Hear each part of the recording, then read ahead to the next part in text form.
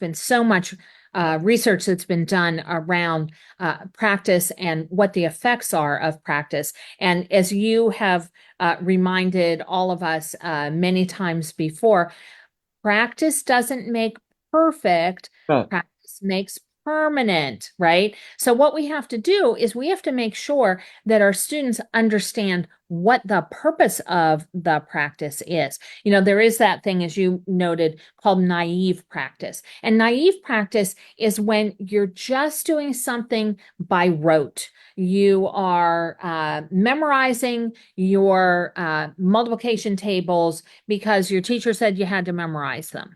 Now, it's really important to memorize your multiplication tables, but if there isn't any reasoning that's behind it beyond memorizing, it's only going to result in a little bit of a positive effect. On the other hand, if you make it purposeful practice, so for example, making sure that students understand what the goal of that practice is, even getting them to set their own goals, then it's very likely that you're going to see faster gains and bigger gains for that. And then, as you noted, deliberate practice. And deliberate practice is when you, with intention, make a decision to practice that which is hard. You know, and Doug, you know, you and I are at a high school. We have kids that are outside skateboarding all the time. Uh, And we see all of them engaging in deliberate practice, even if they don't know that those are the words, because they practice the things that are hard for them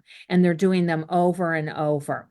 And I thought that maybe I might pair that up with a question that came from Veronica.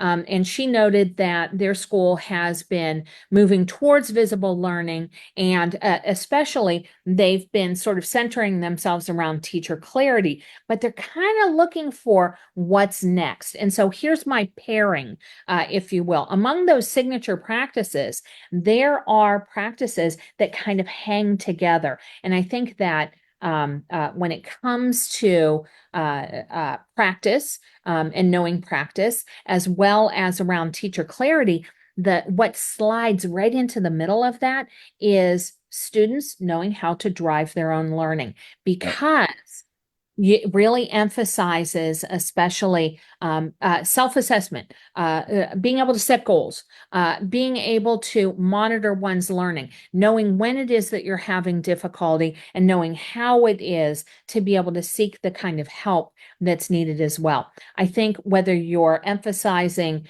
teacher clarity, the other side of that coin, if you will, is students and their self-regulation, driving their own learning. If you're thinking about practice and really being able to elevate practice, then it's really important that students know how to do things like self-assess, like set goals for themselves, and so on.